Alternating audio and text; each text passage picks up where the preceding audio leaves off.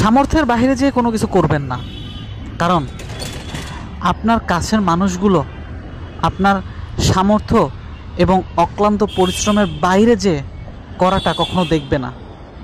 তাদের কাছে আপনার পরিশ্রম মূল্যহীন।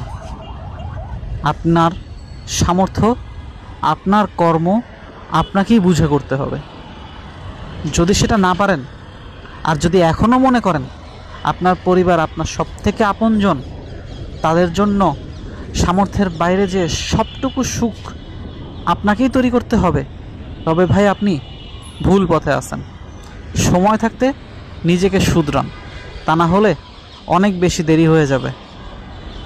সামর্থ্য আপনার কতটুকু সেই অনুযায়ী পরিবারের জন্য করেন। বেশি করে ফেললে পরে অথই জলে পড়বেন, তখন কোথায় থেকে যে সাঁতার কেটে উঠবেন তাই বুঝবেন না। একবার যখন কুল হারিয়ে যাবে তখন কোনোভাবেই সাঁতরে উঠতে পারবেন না। তাই সময় থাকতে নিজের সামর্থ্যকে নিজেকেই ব্যালেন্স করতে হবে, অন্যথায় ভবিষ্যৎ অন্ধকার।